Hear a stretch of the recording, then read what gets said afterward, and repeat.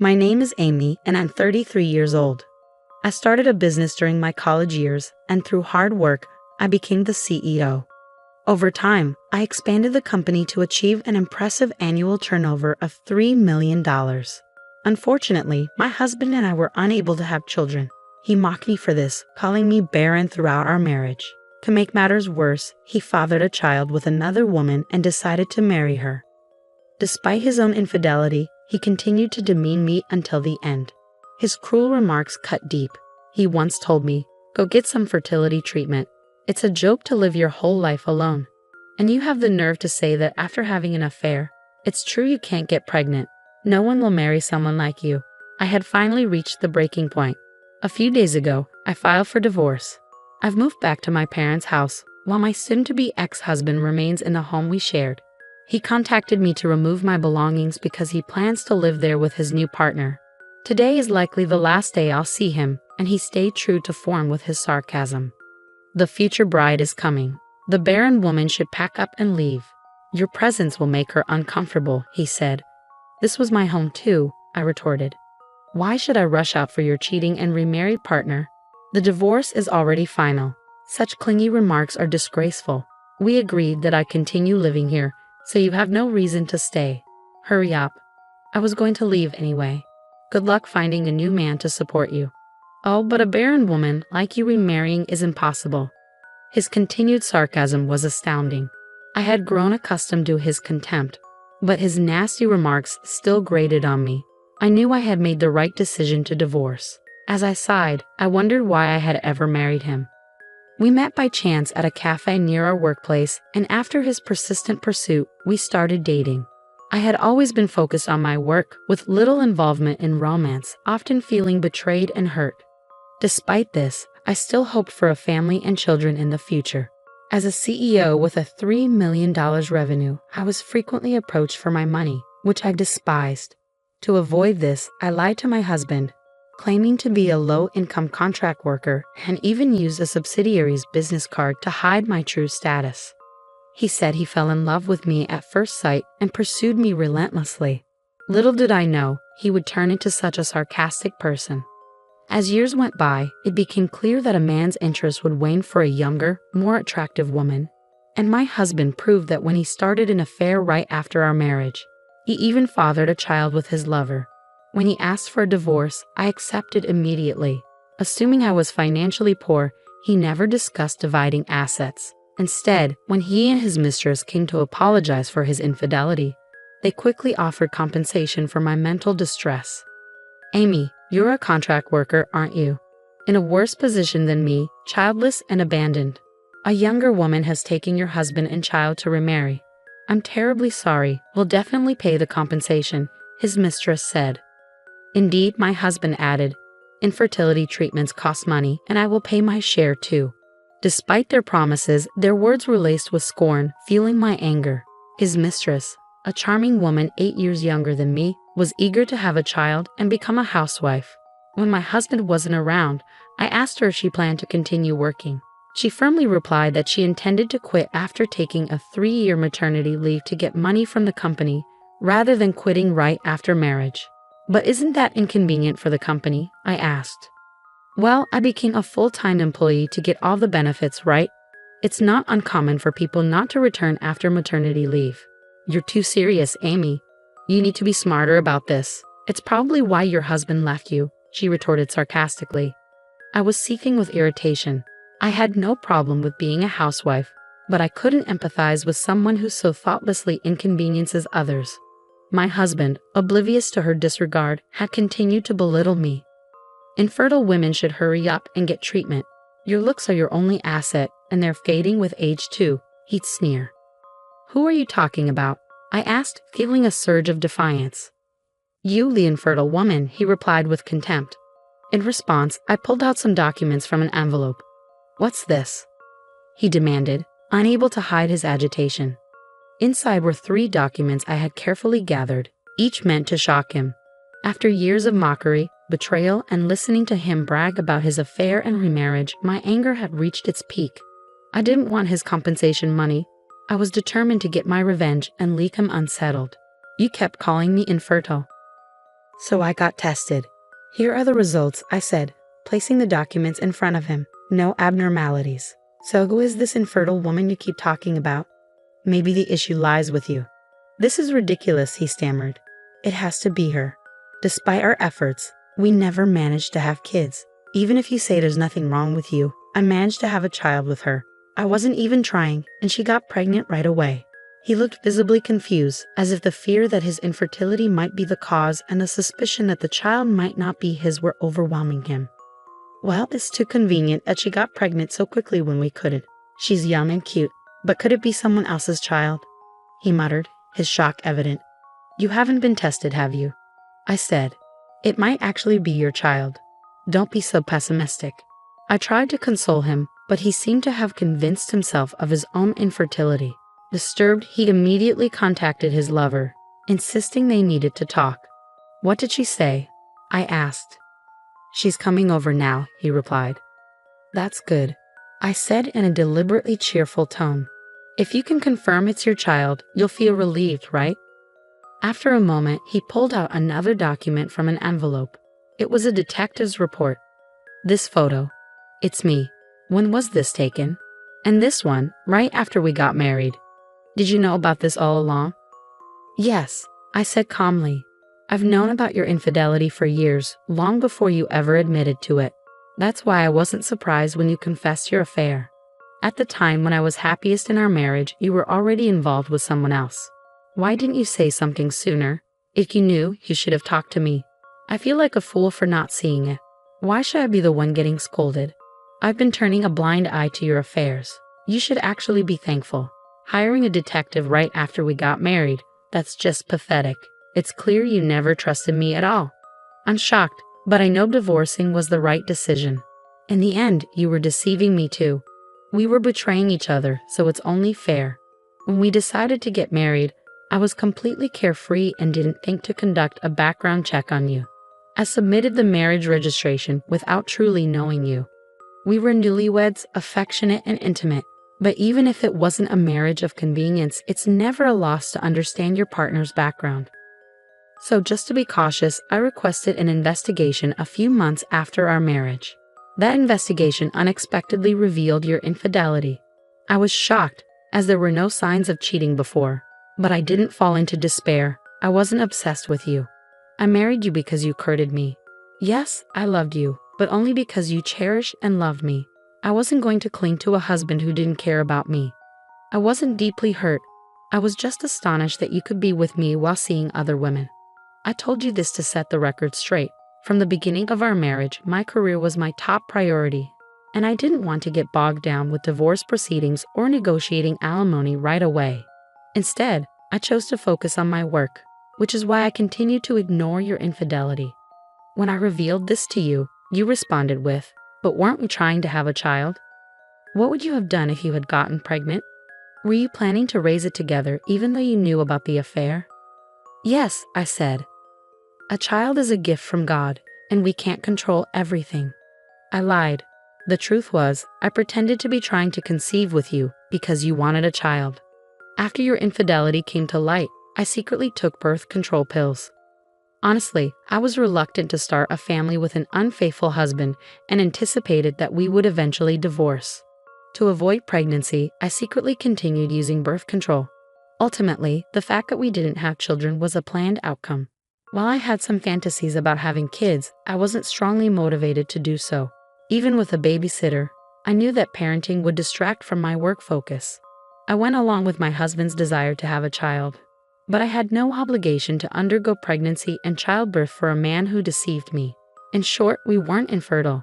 I was just using birth control and didn't bother to tell him because it seemed too troublesome.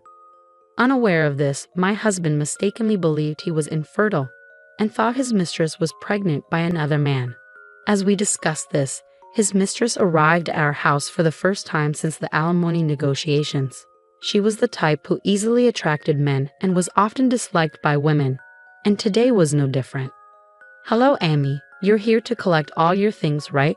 I appreciate the trouble you're going through," she said, her tone dripping with contempt, clearly reveling in having taken my husband.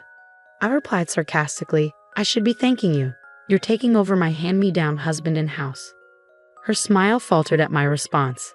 As we continued our exchange, my husband seemed increasingly agitated and anxious. He interrupted our conversation. "Hey, I might be infertile. Isn't it strange that we couldn't have a child?" "What are you talking about all of a sudden? That's impossible. Has someone been feeding you nonsense? We're getting married. Your previous wife was the one with infertility issues, right?" "No, she wasn't infertile," I said calmly, pulling out the test results. "It's hard to discuss, but we were genuinely trying to have a child. If neither of us had issues, it wouldn't be unusual if we succeeded. But we didn't. Yet for us to have a child without realizing it, something's off. Maybe it's because you and I weren't meant to be. Your previous marriage just wasn't meant to work. Let's stop this pointless conversation. Doubting me is only going to stress me out and affect her baby." My husband's suspicions about his mistress extended beyond infertility. He pulled out a photo from an envelope and demanded, "What is this supposed to be?" The photo showed his mistress cozying up with another male colleague. After discovering his infidelity, I had hired a detective to investigate her as well. It turned out she had been involved with several men at work. Along with a photo of her with another colleague, there were also pictures of her heading to hotels with other partners. The mistress turned pale at the sight of the photos. "What is this?" she gasped, clearly stunned. "I had you investigated too," I told her. "It's truly deplorable how many men you've been involved with at work. I had this evidence long before you started talking about remarriage. Every time my husband mentioned you, I couldn't help but laugh inside at the absurdity of deciding to marry while being unaware of your infidelity. I'm truly astounded. If you knew, you should have told me sooner. I wouldn't have married this woman and we wouldn't have ended up divorced. If the infertility was my fault, I would have sought treatment to have a child with you," my husband exclaimed, his attitude shifting dramatically upon learning about his mistress's multiple affairs. "Please, what are you saying now? The child in my belly is growing every day, and these photos are from so long ago. Don't bring them up now. Since conceiving your child, you're the only one for me. I wouldn't even consider remarriage if I didn't love you. Is there any proof that the child is actually mine? It could be someone else's. If you're so sure, show me the evidence. The men in these photos are all my juniors. If the child's theirs, I refuse to raise it." "The child was conceived after we slept together," I said firmly. "It's obviously yours. The introductions to our parents are done. There's no turning back now. We haven't filed the marriage registration, so this is our last chance to start over and clarify the truth." After a heated argument with my husband, his mistress turned her hostility towards me. We were living peacefully until my ex-wife brought these photos. "We've settled our discussions and paid the alimony. Why interfere now? It's pitiful for a discarded wife to still cause a fuss." "You always mock me for being older," I retorted. "But is that all you can say? Perhaps it's because youth is all you have." I wasn't obsessed with my husband, and hearing about the remarriage didn't hurt me much. Your attacks are meaningless. Had I not exposed your affairs, you would have continued to hide them from him. I thought it was kinder not to have secrets between spouses. Kindness? That's rich coming from you. These photos have only caused chaos. We could have been happy otherwise. You're terrible, the mistress retorted, visibly shaken. Wait a minute, were you really planning to keep hiding this from me? I can't believe a woman with such nerve. Let's reconsider the remarriage. My husband was clearly rattled by the mistress's betrayal. I was taken aback by this turn of events as well, but I couldn't help but think that if their relationship was this fragile, it was doomed from the start.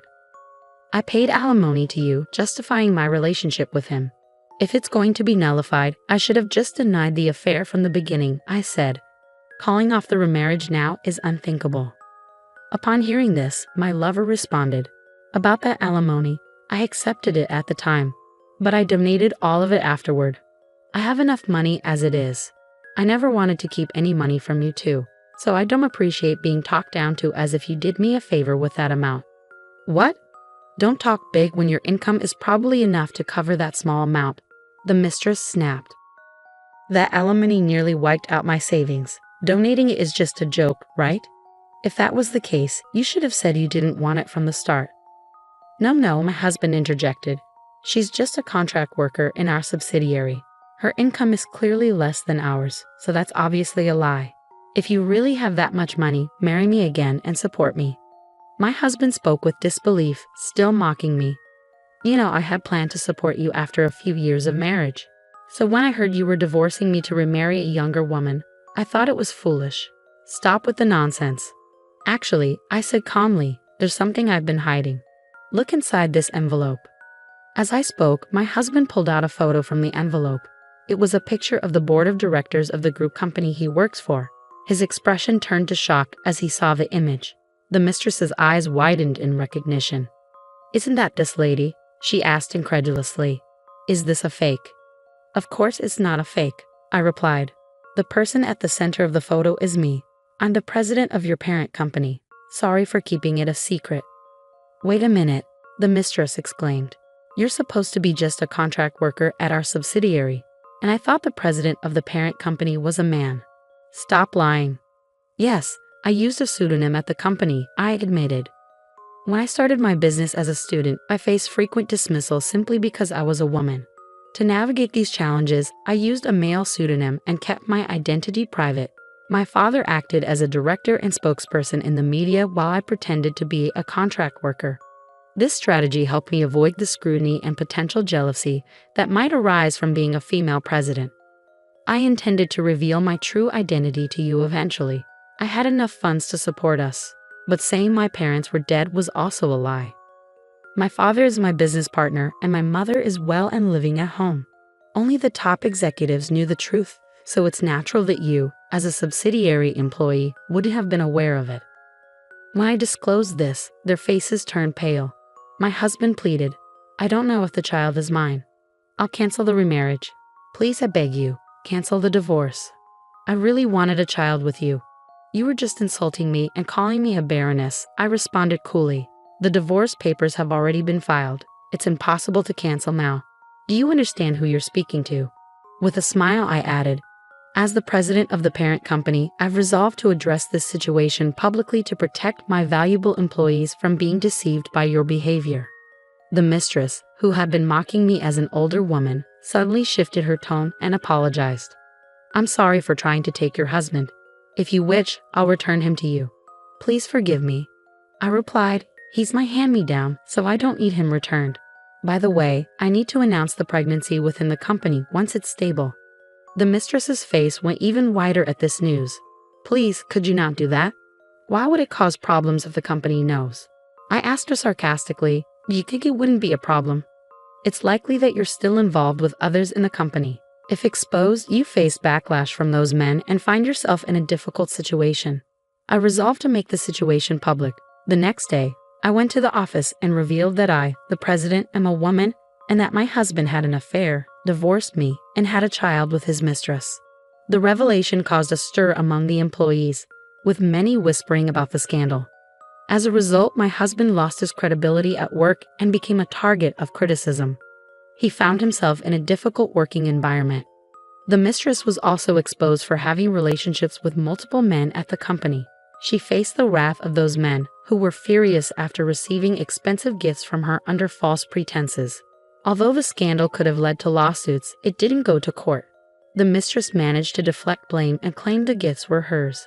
Upon learning the full story, my father advised the mistress to consider leaving the company. Meanwhile, my ex-husband was ordered to transfer to a remote branch in Indonesia, a place few would willingly go. The mistress decided to accompany him there to raise their child together. Both their families refused to acknowledge their grandchild due to the scandal and their disrespect toward the president. In Indonesia, they faced the challenge of raising their child without family support. My ex-husband harbored growing distrust over the child's paternity and wanted a DNA test. But the mistress insisted there was no such facility in Indonesia, avoiding the test. Despite not wanting to remarry my husband, driven by his desire for a child and pressure from the mistress, ended up marrying her. However, the reality of married life was not as easy as he had imagined. The mistress, who had seen my husband as the top choice among the men she had been involved with, was now content living as a housewife. She claimed that she chose him for his high position. As for me, I've remained in the media spotlight as a female entrepreneur, leading a busy and fulfilling life. The company's stock price surged, and I continue to lead with success and resilience.